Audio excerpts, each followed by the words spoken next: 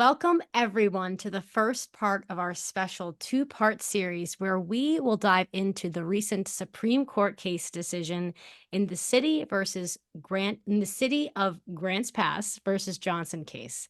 This ruling has opened the door for cities to ban homeless encampments, a decision with significant implications for unhoused individuals across the country. So today we're going to explore the history behind this ruling, its legal context, and what it means moving forward. And I want to encourage everyone who is tuning in live on Facebook to please feel free to share your questions and comments with us in real time. We are excited today to provide you with the information and resources that you need moving forward. So we've got some special guests today who would be more than happy to answer your questions. So don't be shy. And we're going to be joined today by two incredible guests who bring really deep insight into these issues. Kylie Clark is a passionate human rights advocate and a master's student at Columbia University, working to ensure that everyone has access to basic necessities like shelter and food. And Kristen Astor is the Director of Public Policy and Advocacy at the People Concern, leading efforts on homelessness, housing, and domestic violence policy. So, with over 15 years of experience in policy and advocacy, Kristen brings a wealth of knowledge to our discussion as well. So, together, they're going to help us unpack the complexities of this ruling and what it means for our communities. So, a big, huge welcome to this event, to the Street Dog podcast. Kylie and Kristen, it is so great to have you here. Thank you. I'm excited to be here. Yeah, Thanks for having me. absolutely.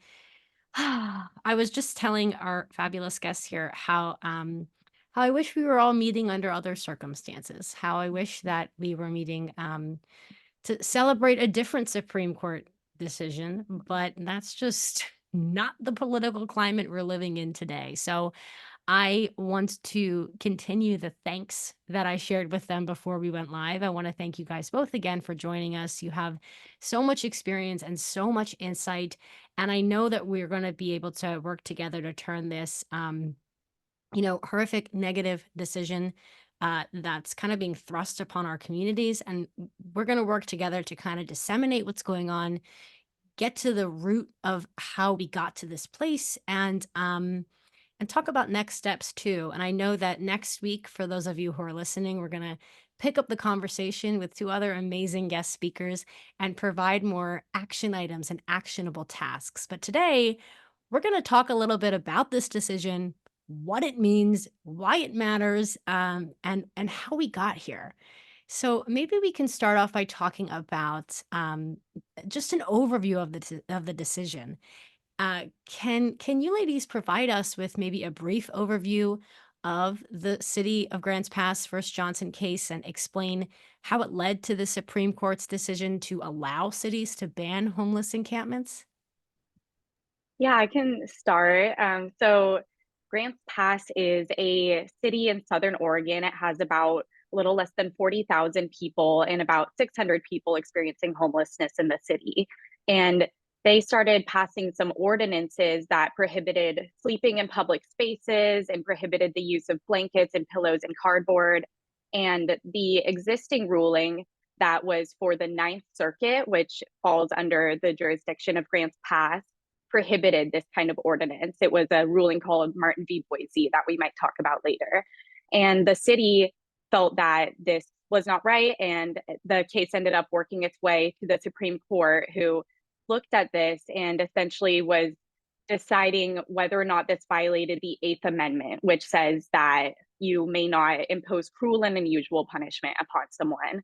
And I'm sure we'll dive deeper into the case as well, but ultimately the court decided that this sort of ordinance is permissible and pretty much left it open to all of the states and the cities to decide whether or not they want to impose ordinances like this, and decided that it doesn't overall violate the Eighth Amendment to do so.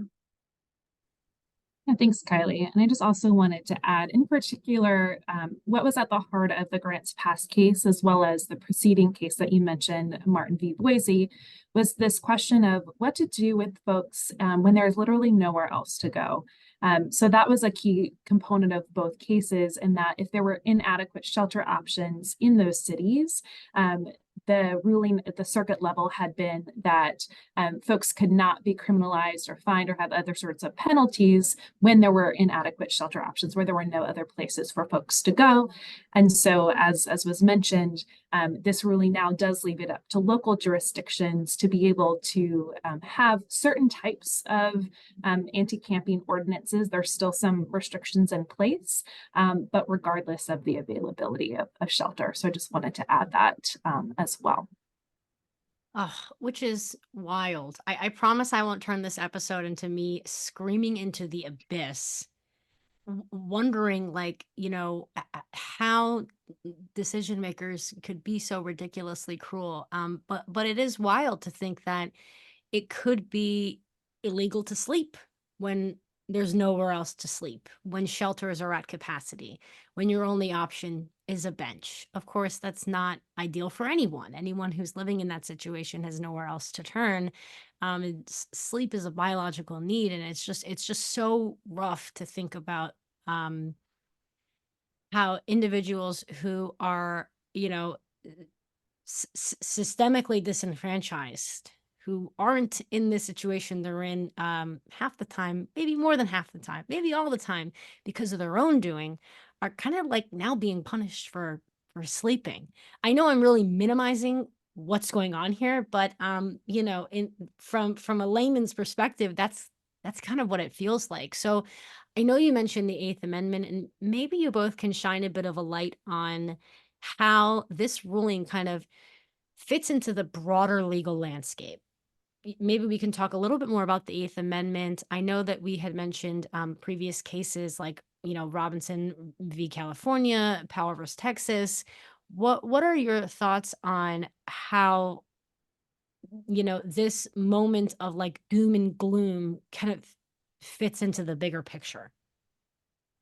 Yeah, I think with this case, they were kind of weighing between these two decisions that have both been seminal cases in Eighth Amendment jurisprudence. So one of them is Robinson v. California. And in this case, a man named Lawrence Robinson was in a car that got pulled over by the LAPD. And he showed signs of having used heroin. His arms had some marks and things like that. And he ended up being tried and convicted under a law that made it illegal to be addicted to the drugs, not to have them on you, not to be caught having used them, but just to be addicted, period. And so this case ended up working its way to the Supreme Court. And the court ultimately decided that it constituted cruel and unusual punishment to have a law that made it illegal just to be addicted to drugs, because that is essentially a disease. And on the other hand, you have this case, Powell v. Texas. And in this case, a man was tried and convicted for being drunk in public. And he argued that his public drunkenness was just a necessary part of his alcoholism, which is also a disease. And this kind of led to this distinction between status and conduct. And they decided, okay, this man who was drunk in public, that was conduct, and that can be criminalized because that is very different from status, which is essentially just having the disease. And so the court decided in the Grants Pass case that this was no different from Powell, that you can have an ordinance that prohibits people from sleeping in public because that is conduct, not status. And kind of the gripe that I would pick with that, and with comparing being drunk in public because you're an alcoholic to being sleeping outside because you're experiencing homelessness, is what is the alternative for each of those people? So for someone who's drunk in public, for most people, the alternative is be at home, right? Or don't be drunk in public. Like, those are options even when you do have the disease of alcoholism. But for someone who's experiencing homelessness, your option is to stop being human, or Right. to not, like, there's not an alternative. And so to me, that was a pretty ridiculous equivocation to make, but that is kind of what happened in this case. I would Thank just you. add, Kylie hinted on this earlier, but the other seminal case that led up, prior to the Grants Pass, as we mentioned, was Martin v. Boise.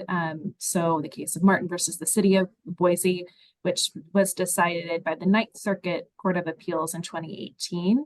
And that really provided that foundation that said that the Eighth Amendment, which bans cruel and unusual punishment, cannot criminalize conduct that is unavoidable as a consequences of experiencing homelessness, such as sitting, lying, or sleeping on the streets when there are more people experiencing homelessness than available shelter beds or in the access of other adequate alternatives.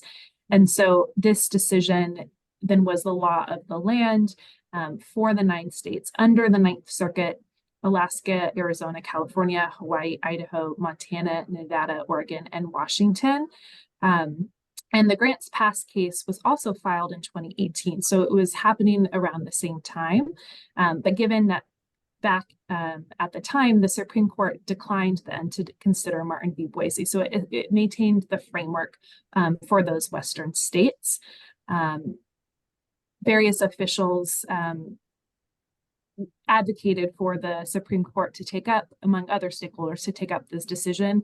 And one of the arguments folks were making was that there wasn't adequate clarity about what was allowed or not allowed. So that was some of the arguments being made in terms of why the Supreme Court should take up the decision. Grants Pass went further, and that was also banning, sleeping elements such as, pillows, blankets, cardboard boxes. And there was also criminal penalties that elevated up to, or I should say fines that could lead up to criminal penalties, which wasn't present in Boise. And so it went, beyond what was established in Martin.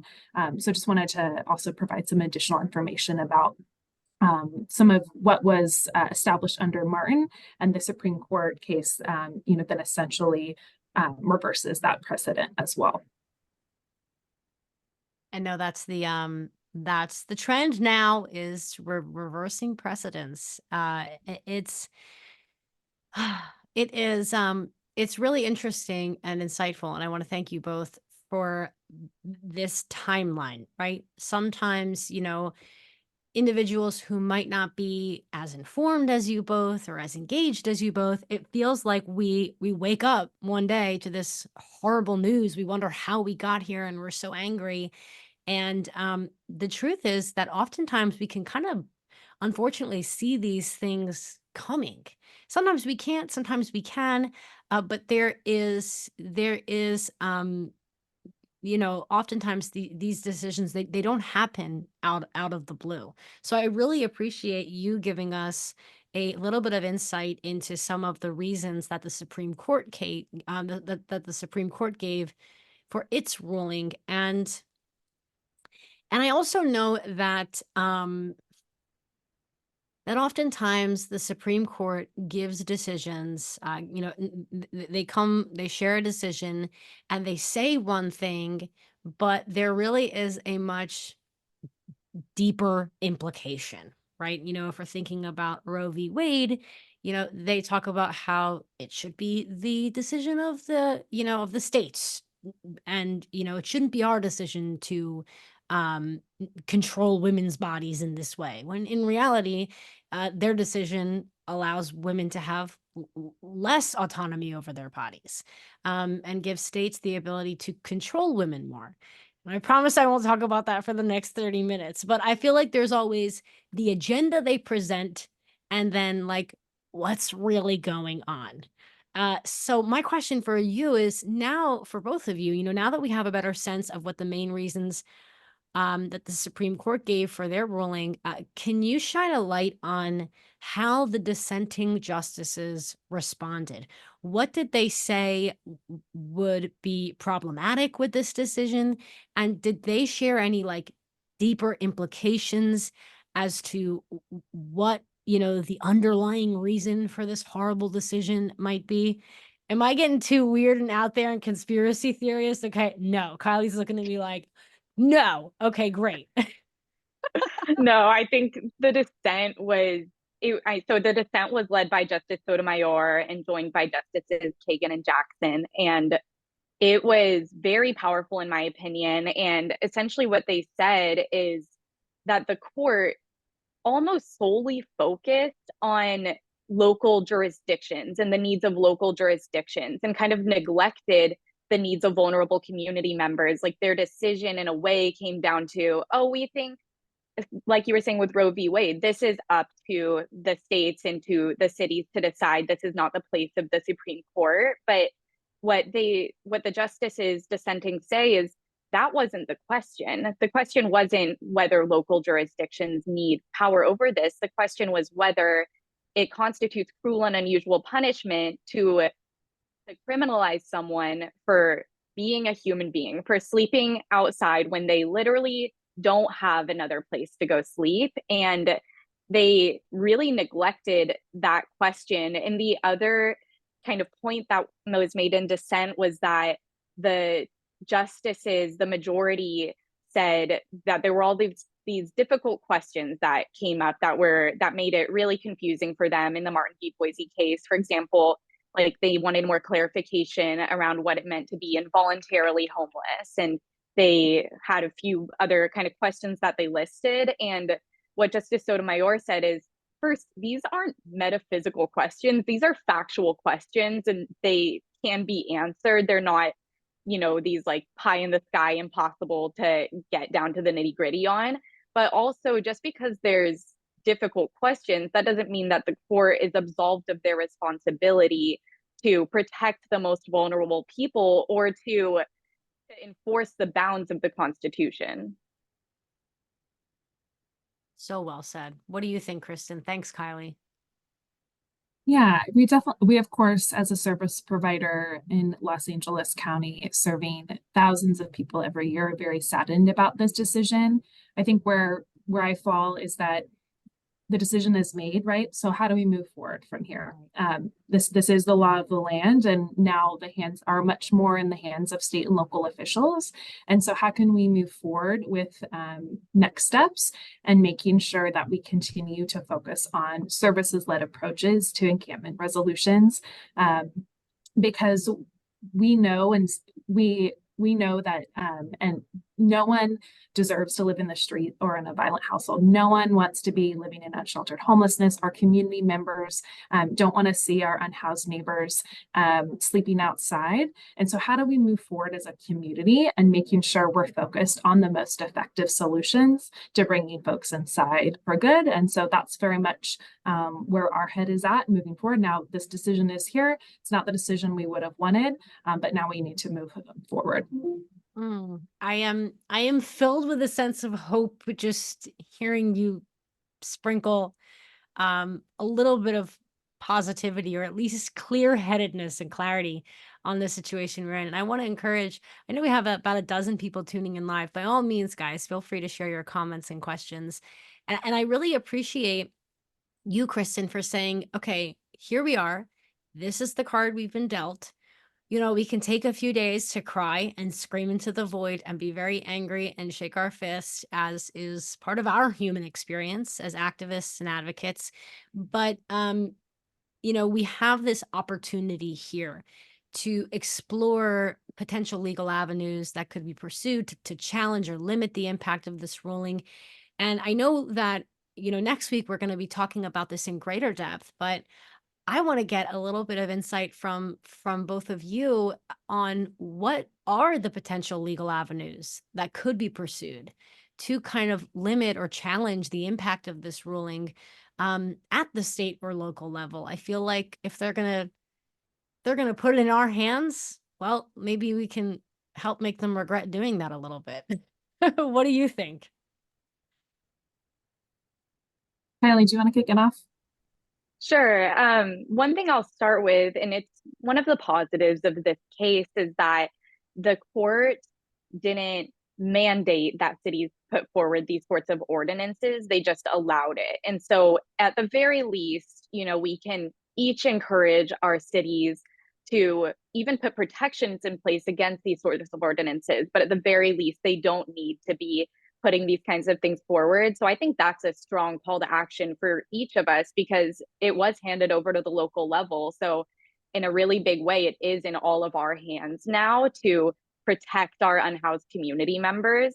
But also, I think the Supreme Court isn't going to be hearing another case like this in the near future. And I'm certainly no expert on the other legal avenues, but I do think that this was looking at whether you can punish this. I think the other part of the Eighth Amendment would be the types of punishment. So I could see there being some sort of case, if things get extreme enough, and there were hypotheticals proposed during the discussion of this case that were like, what if there was this really extreme punishment? Would that violate the Eighth Amendment? And the justices were kind of struggling with that. So I could see there being some sort of discussion along those lines. But I think the really big thing to know is that if you see your city putting forward an ordinance like this, they didn't have to, they just are now allowed to. And so we can fight it, and we can also try to get protections in place for our community members.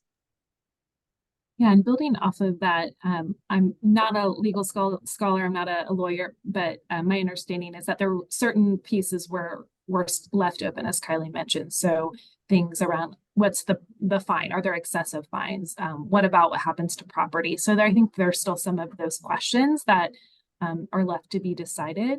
But as Kylie mentioned, it's ultimately now left to our local communities to make these decisions. And, I'm really proud that in Los Angeles, our Los Angeles County Board of Supervisors, or county government, has made it really clear that we plan to continue to focus on effective services-led approaches to encampments. Our Mayor Bass, has also made that really clear. Other elected officials and community members. And again, this comes from a place that we all want to solve unsheltered homelessness, where we don't want folks to live in street encampments. That's not good for them. We know our community members don't want to see their neighbors living in their cars or tents, et cetera. We don't want that. We just want to focus on the most effective solutions, which we know is connecting folks to permanent housing paired with supportive services. And so we just continue to advocate for, that really services-led approach to encampments. In LA, we have our Inside Safe program. In the city, our Pathway Home program. In the county, there are other impactful efforts that are happening as well, that again are focused on getting folks into permanent housing, because otherwise, in counties such as mine, where we have 88 cities, if one city passes in an ordinance, then it'll just shuffle folks to sometimes across the street, right? And that doesn't solve the situation. That spends precious taxpayer resources on moving folks around rather than solving the situation. And so that's what we're really trying to focus on, staying solutions focused and working with our partners to say, let's bring folks inside, but let's bring folks inside for good. I love that. I love that. And I think that's, what I see is, the services that you're mentioning, whether they're mental health services, addiction treatment services, helping people, obtain clothing, helping people find jobs, whatever these services are obviously the bridge between experiencing homelessness and getting a temporary roof over your head, eventually getting a permanent roof over your head. And it's just really beautiful to see you kind of move the spotlight back to these services where they belong. These services are the solution. Locking people up, criminalizing them for sleeping is not the solution. And we have a few questions here from our lovely audience. I'd love to share them with you if that's okay. Please. Uh, First, Councilmember Rob Moore, who is our guest next week, commented and said, "Such an important conversation to have." Thank you, Rob. It's great to have you tuning in, putting in some extra work, some research for next week. We have an amazing supporter of ours named Karen Lynn. Karen says that she knows this might be off topic, but she's in San Jose, where they are currently doing a lot of sweeps. And the folks who live in the encampments are having all of their possessions thrown in the trash without their permission. And Karen is wondering if this is legal. What are your thoughts on that? So Karen, I'm in San Jose as well. So I've also been very concerned about this and looking at it. And I I do want to, Kristen, I'm curious if you know the legality of this. I know in a lot of places it isn't. And I remember when I was doing research for this podcast episode, seeing something about there being a law that you have to maintain possessions for 6 months after taking them, something along those lines. But I'm not sure if that was locally or statewide or what. I also know I took a homelessness law class at Columbia, and we were talking about some of the different constitutional challenges that you could pose to the way that homelessness is being managed, and especially in sweeps. And I think that there are constitutional issues with taking someone's property and just disposing of it immediately like that. And also, just this is why it's frustrating when sweeps are framed as for the benefit of health and safety, because that was that person's, not only is it terrible to take all their worldly belongings, but when I was a case manager, they would have their meds taken. And then once you're not taking your meds, Wow. that starts a whole new cycle. And so it's these policies that are made to look helpful on face value, but are deeply, deeply harmful. And it just kind of shows who the community is prioritizing. But yeah, Kristen, I'm curious if you have more thoughts on the legal context.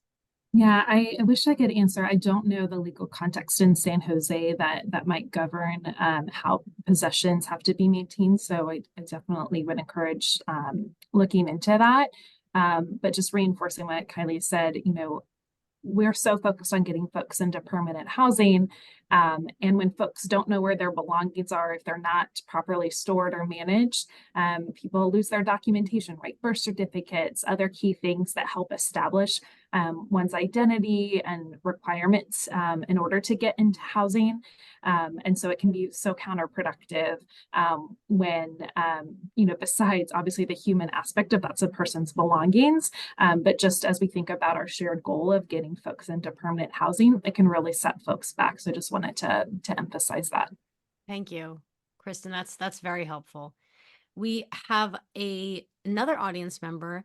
Sharon shares a really great question, and another one of our supporters has kind of answered the question a little bit. So I'm going to share with you Sharon's question, the comment and response, and then get your insight on that. So Sharon said, some areas say they are building more shelters, but they don't allow animals. That's a big problem. How can we advocate for more animal-friendly shelters? And we actually have Garden State Animal Resource Team saying it's not easy, but we need to pass laws to mandate pass laws to mandate that include pets, especially during severe weather conditions. So I'm curious to know, what are your thoughts on that? I know that this is a huge issue for a lot of our clients. A lot of them find themselves sleeping on the street because that's what I would do if my only choice of housing did not allow me to bring my 10 million animals. So, what are your thoughts on how we might be able to collaborate better with lawmakers, with organizations to ensure that we have more pet-friendly housing? Yeah, it's a great question. And we're really proud that at my agency, the People Concern, we operate very low barrier shelters. So folks can have their animal family members there are other ways that we're low barrier because we want it to be as easy as possible for folks to come inside. And as you said, Daria, faced with a choice between coming inside and having to give up the animal that they're caring for, it's most folks wouldn't choose to give up that animal, right? And so definitely advocating for more resources to make that possible. And we really appreciate our partnerships with our vets clinics and pet supply agencies and folks like the Street Dog Coalition and others to help make that possible so that folks have access to the resources that they need. We're really proud to operate the Canine Connection program that helps bring these resources to our community members.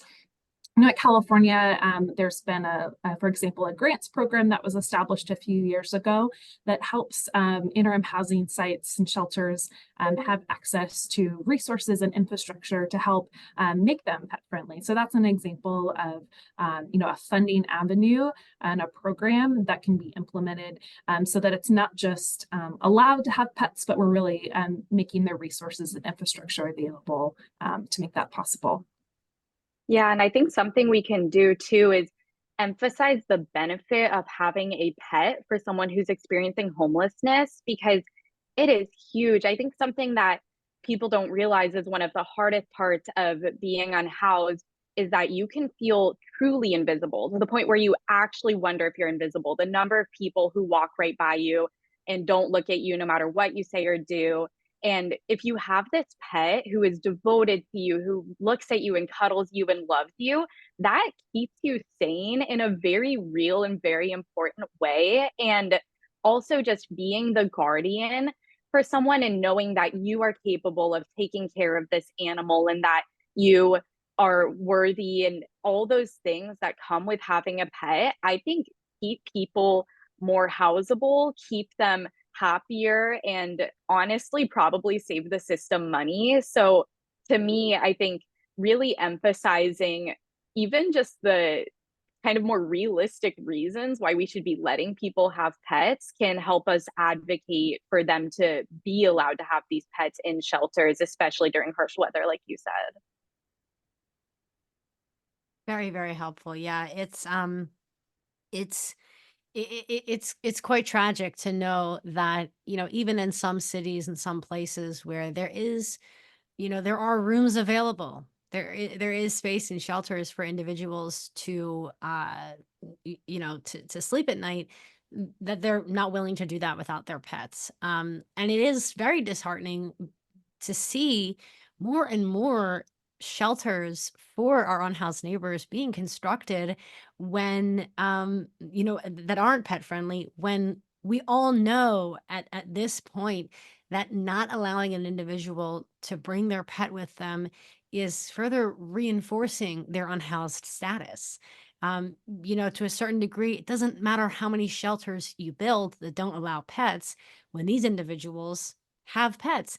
And oftentimes, the pets that they have are pets that they've had before they were unhoused, their only sense of normalcy. Sometimes the pets that they have are pets that they found while living on the street. So they're caring for this animal so that this animal doesn't wind up in a shelter, doesn't wind up euthanized, doesn't wind up, you know, running around increasing public health concern, because oftentimes those individuals are bringing their animal to the Street Dog Coalition's street clinics, getting them vaccinated, making sure that their health is, that their health records are up to date and all that good stuff. So I really appreciate both of your responses. This idea that it's on us as advocates to continue to kind of shift the conversation around pet guardianship and the homeless population, what that relationship means to them, and what that relationship has the potential to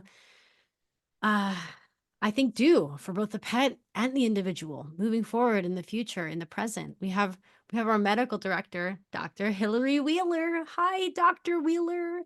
Uh, Dr. Wheeler says, yes, the human animal bond truly saves lives on both ends of the leash. Co-sheltering is a critical part of the solution here. My Dog is My Home has excellent resources and research to back this up. That is such a great point. Thank you so much, Hillary. My Dog is My Home is a fantastic nonprofit organization that we've leaned on in the past for support. They have so many great reports. They have a co-sheltering conference that we attend online every year for advocates and activists. I know they have quarterly online meetups as well for individuals who are looking to learn about this intersection of animal health and human health, both mental and physical health, a bit more. So thanks, Hillary, for for sharing that with us. And Kylie and Kristen, before I let you go, I'm gonna ask you guys one more question, if that's okay. Yeah. If our audience members are anything like me, sometimes it can feel really overwhelming to, especially during an election year, like this, it can feel really overwhelming to want to get involved in local politics. To be quite honest, it feels like there's so much to do. There's not enough time. I don't even know where to start. And you get into this state of like paralysis. I'm hoping I'm not alone in feeling that way sometimes. I'm sure I'm not. So, closing thought from each of you, what is the one thing that someone can do today to lean into this issue a little bit more? It could be big picture, it could be small. Maybe Kristen, we'll start with you. What is one thing that an audience member who is listening to this can do today to either learn more about this issue, take a stance against this issue? What are your thoughts? Yeah, it's a great question, and totally understand. There's a lot going on, and I really encourage to find that one step, because while it can get overwhelming, there's things that we can do every single day. At my agency, day in, day out, we're helping folks, partnering with them to move in the next steps in their lives. And we see every single day folks who are coming indoors and staying housed. And so we do see every single day the progress that's happening. So I say, don't give up hope. There is change happening. There is work happening. And I would say, in terms of the one thing I would encourage you to do is, tell your local elected officials that you really support real solutions to ending homelessness, that you support services-led approaches to encampment resolution, that you want to bring folks permanently inside, and make sure they know that's how you want your taxpayer resources to be spent on these most effective solutions. That's the one thing that I would suggest that folks do. Thanks, Kristen. I love this question. I love local politics. I think that it is one of the most empowering ways to get involved because you can see your impact in such a direct way and also build community while doing it. I would say that what Kristen said about tell the city council, I think that is huge. And the ways to do that are so type in your city's name, type in city council, and it'll come up to give public comment. You can go in person in a meeting, and a lot of them you can zoom in and you can just say, hey, I just want to talk to you because I'm concerned about this recent Supreme Court decision. And these are my thoughts. I really think that we need to put these humans first. And these are our neighbors, these are our community members, and I really care about them. You can write the same thing if giving comment is scary, which I completely understand. And another really good way to get involved locally is to join commissions. And they're usually pretty low barrier, pretty low commitment too. So you can join a commission. I've been on a few local commissions and I've always really enjoyed it. So go and see if they're taking applications and, get a little more involved. I would definitely say it's worth it.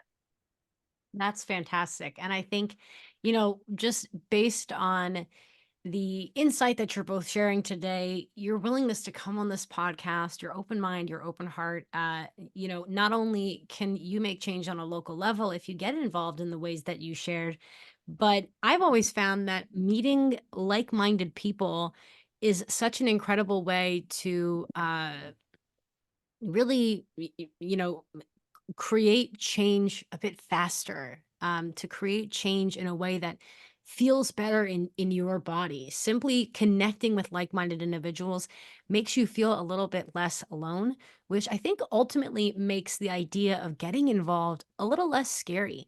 You start to feel a little bit more empowered. You start to feel a little more connected to your community, and I think more inclined to create change within your community. So I always feel like putting yourself out there is kind of the hardest step, but if you do it in a way that allows you to connect with like-minded people, it starts to feel a little bit effortless. It starts to feel inspiring, um, and I think both pieces of advice that you shared are sensational. Really, really helpful. Helps us as audience members break things down. And I wanna end this episode sharing this amazing comment that Garden State Animal Resource Team has left here on our Facebook Live. Garden State Animal Resource Team says until laws are passed to mandate pet inclusion, we can still have boots on the ground speaking to each shelter. There are no laws against being pet friendly. The shelters need to make the dedication to being pet friendly, and we can convince them one shelter at a time. It's hard work, but it can't hurt to try. It's worth it. Be loud with your legislation. Ah, I love I that. love that. Yeah, great comment. That's fantastic. Thank you so much, Garden State Animal Resource Team. As a fellow Garden State, New Jerseyan, I'm going to have to reach out to you guys, get you on the podcast. Thank you, thank you, thank you to the, more than 12 individuals who tuned into this live event, who shared their questions, who shared their comments. I know that you guys are so diligent. You're out there taking notes, writing things down. I want to thank everyone who tuned in live, and I want to thank everyone who's listening to a recording of this episode as well. And of course, most importantly, Kristen, Kylie, I want to thank you both for joining us today for this episode. Kristen, your extensive expertise is not lost on us. It's amazing to have the opportunity to connect with you here. And Kylie, you might have just like restored my faith in humanity. Your spirit and your knowledge and your intellect and your insight is an incredible asset to our community, to individuals who are experiencing homelessness, especially alongside their pets. So thank you to everyone who tuned in today. And thank you so much, Kylie and Kristen. I can't wait to have you both back on the podcast when we can start celebrating some amazing decisions that have been made, that have, really give this SCOTUS decision a run for their money. So thank you both again so much. And thank you everyone for tuning in live. And that's all from me. Thanks, Kylie, and thanks, Kristen. Thank you so Thank much. you. Take care. Bye-bye.